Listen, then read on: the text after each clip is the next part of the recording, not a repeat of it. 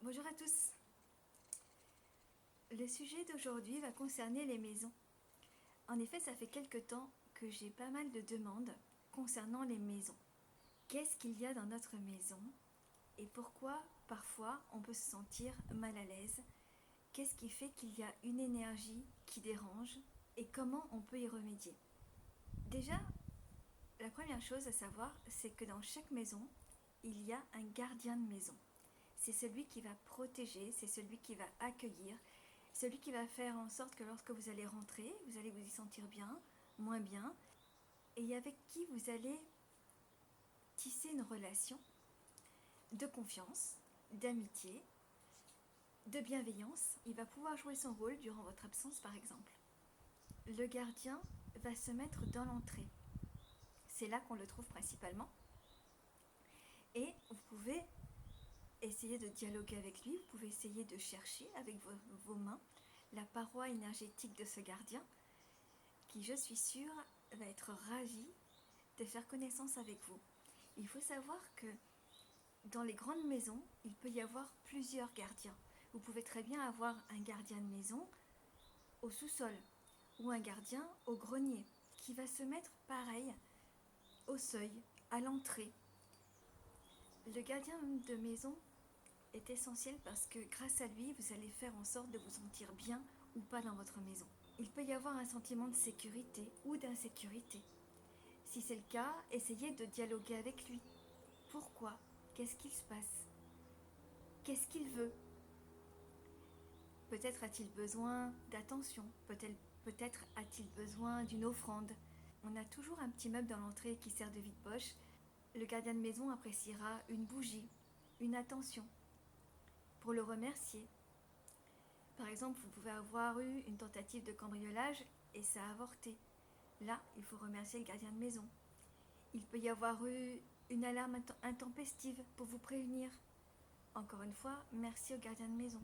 Parfois, il y a des gardiens de maison qui sont très possessifs et vous n'allez pas pouvoir vendre votre maison. Impossible.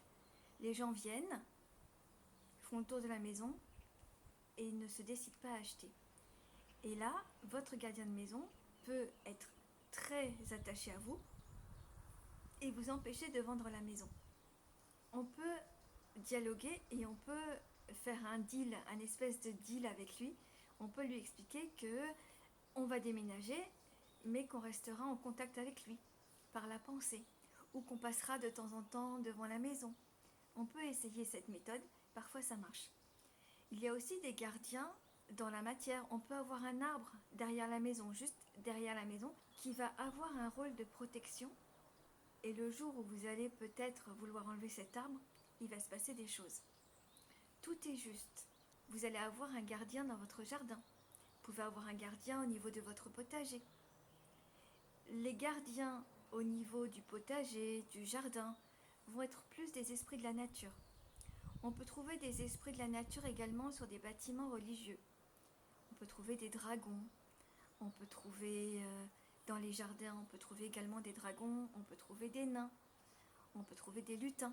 Ce qui est différent du gardien de maison qui se trouve à l'entrée. Après, selon où vous habitez, pourquoi pas avoir également un esprit de la nature dans votre maison, hein, tout est possible. Honorer votre gardien de maison va contribuer à l'harmonie dans le foyer. Ça va contribuer à ce qu'il y ait de la joie, à ce qu'il y ait de la gaieté, à ce qu'il y ait une bonne entente. Un gardien de maison qui va être triste va engendrer une ambiance parfois triste, parfois morose, vide, sans âme.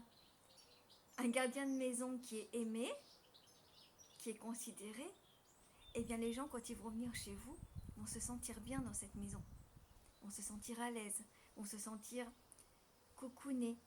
On va vous dire que c'est chaleureux chez vous, que c'est accueillant. Eh bien sachez que le gardien de maison travaille bien et qu'il est heureux chez vous. Dans les maisons, on peut avoir bien sûr des esprits, des âmes errantes, des âmes bloquées. Et là, ça va être beaucoup moins drôle parce que ça va se manifester à vous. Il y a un film qui s'appelle Les Autres avec Nicole Kidman qui explique vraiment bien ce phénomène. Le réalisateur est j'étais vraiment très au courant parce que ça se passe vraiment comme ça. C'est-à-dire que les esprits vont se sentir chez eux et finalement c'est vous qui allez être l'étranger. C'est vous qui allez gêner. Donc, ils vont être tranquilles la journée et la nuit, lorsque vous allez dormir, là, ils vont faire leur vie. Et ça peut se manifester avec des bruits. Vous pouvez entendre comme des pas qui se traînent, des pas de savate. Vous pouvez entendre les marches qui craquent. Vous pouvez entendre des voix parfois. Vous pouvez entendre des coups et vous pouvez aussi ressentir. Vous pouvez ressentir comme des gens qui vous touchent. Vous pouvez ressentir des présences. Quel est l'enfant qui n'a pas eu l'impression qu'il y avait quelqu'un dans sa chambre ? Évidemment, les adultes disent toujours « Mais non, c'est ton imagination. Mais non, il n'y a personne sous le lit. » Et pourtant. Alors, je ne veux pas dire que c'est tout le temps comme ça. Mais les enfants qui perçoivent savent. Et le problème, c'est qu'après, les parents sont démunis parce que les enfants ont peur. C'est important de dire aux enfants que dans leur chambre, c'est leur territoire à eux. Personne ne rentre dans leur chambre. Vous pouvez faire appel, encore une fois, à des dragons pour les petits garçons. Vous pouvez faire appel aux fées pour les petites filles. Leur expliquer qu'elles ne sont pas seules. Invoquer un esprit de la nature qui va les aider le soir à s'endormir. À dire qu'ils ne sont pas seuls dans leur lit, qu'à côté d'eux, le dragon va faire son travail ou que la petite fée va la protéger. Si les enfants perçoivent des défunts, de leur dire que non. Là, c'est chez eux et qu'il faut qu'ils aillent voir ailleurs. C'est important également de ne pas dire aux enfants « Mais non, il n'y a rien, et puis t'es un grand garçon, les garçons n'ont pas peur. » Parce que votre enfant va dire « Oui, d'accord, oui, il a raison, il n'y a personne. » Souvent, il y a. Donc c'est important de leur faire comprendre qu'il n'y a pas de danger par contre. Quand on est juste au stade des présences et des enfants qui voient. J'ai une petite fille qui est venue me voir en consultation, elle avait 6 ans. Et ses parents étaient dépités parce qu'ils ne savaient plus comment gérer ça. Parce qu'elle voyait des gens au pied de son lit. Et elle avait peur, tout simplement. Qu'est-ce que c'est ? Comment ça marche ? Qu'est-ce qu'ils font là ? Et pourquoi moi je les vois et mes parents ne les voient pas ? Peut-être que je suis fou ou folle. Rassurez-les de ce côté-là. Faites attention aux odeurs également. Il se peut que chez vous, ça sente la cigarette, ou que ça sente le café, ou toute autre chose, un parfum. Alors que personne ne fume, personne ne boit de café, et que personne ne porte ce parfum. Les défunts savent se manifester avec les odeurs, pour vous interpeller. Alors, on est d'accord que celui qui va vous interpeller, c'est certainement pour que vous l'aidiez à passer de l'autre côté, ou parce qu'il y a un message. Si ce sont des esprits qui pensent être chez eux, et que vous êtes l'étranger, ils vont faire leur vie, donc peut-être se faire un café, peut-être fumer, mais ça ne va pas être pour vous interpeller. Le défunt qui aura envie de communiquer avec vous va trouver l'astuce pour y arriver, pour vous faire comprendre que vous n'êtes pas seul, pour vous faire comprendre qu'il y a besoin d'aide. Vous allez peut-être avoir ces odeurs, ces bruits qui vont vous faire penser à quelque chose. Il faut réussir à prendre confiance en soi pour se dire que c'est certainement ça. Parce que souvent on va se dire « mais non, c'est ton imagination, mais n'importe quoi, mais non tu n'es pas médium, mais non tu n'es pas capable ». Ayez confiance en vous. Si une image arrive comme ça, sortant de nulle part, c'est ce qu'on appelle un flash. Si vous commencez à cogiter, à réfléchir à ce que ça peut être, oui, là c'est votre imagination. Mais sinon, c'est un flash. Et quand c'est un flash, c'est vrai, c'est juste. Dans les maisons, on a des manifestations qui peuvent parfois être moins drôles. C'est quand les esprits se croient chez eux, mais qu'ils ne sont pas passés de l'autre côté pour une mauvaise raison. Par exemple, quelqu'un qui s'est suicidé, qui n'est pas passé de l'autre côté, et qui va errer. Dans cette maison, vous pouvez avoir, par exemple, un miroir qui tombe, des portes qui claquent. Vous allez retrouver une porte d'armoire par terre, avec les vis par terre. Vous allez avoir des manifestations plutôt angoissantes. là, je vous conseillerais de faire appel à un spécialiste parce que ça va être plus compliqué pour faire entendre raison à la personne. Parce que les gens qui ont vécu un drame et qui ne sont pas passés de l'autre côté vont avoir du mal à vouloir partir parce qu'ils sont chez eux, ils sont bien là. De l'autre côté, ils savent pas trop où ils vont aller, ils sont dans la culpabilité, donc c'est vous qui gênez. C'est vous l'étranger, c'est vous l'intrus. C'est à vous de partir, c'est à vous de dégager. Et là, c'est compliqué. Dites-vous que plus votre maison sera rangée, aérée, avec de hautes vibrations, moins vous allez attirer ce genre d'esprit. Si vous commencez à laisser le chaos, le bazar, la poussière et autres, à ne plus gérer votre maison, il y a des chances que vous vous attiriez des charges négatives, des entités plutôt négatives. Lorsqu'on voit des maisons où par exemple les volets ne sont pas repeints, où les volets ne sont même plus ouverts, où tout est délabré, là on va dire que c'est infesté d'esprit. C'est à vous également d'instaurer une harmonie, d'y mettre du cœur, d'y mettre de la joie dans votre maison, de monter les vibrations. Plus vous allez monter les vibrations, moins vous aurez de mauvaises surprises. Et vous allez vous y sentir bien. Faites attention également lorsque vous achetez des meubles. Je veux parler des meubles que l'on récupère, soit de famille, soit dans les brocantes. Attention. Il faut bien nettoyer vos meubles avant de les installer chez vous.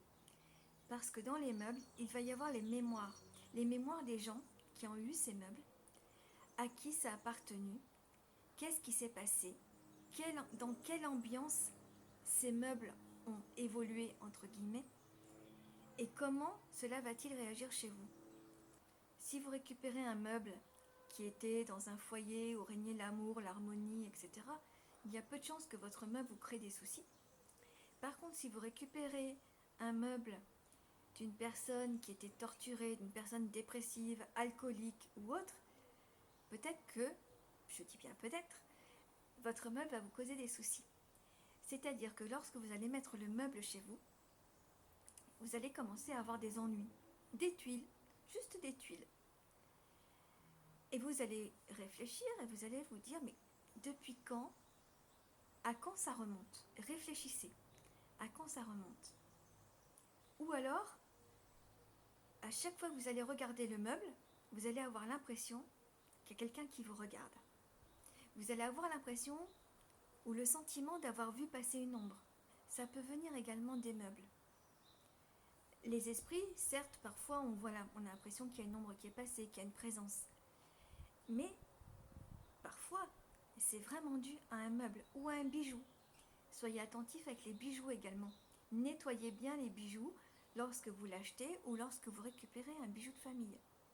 Quand je fais le test avec les bijoux, parfois les gens me demandent, je mets par exemple une bague dans la main et je sens que ça picote. Il y a une énergie qui n'est pas très bonne.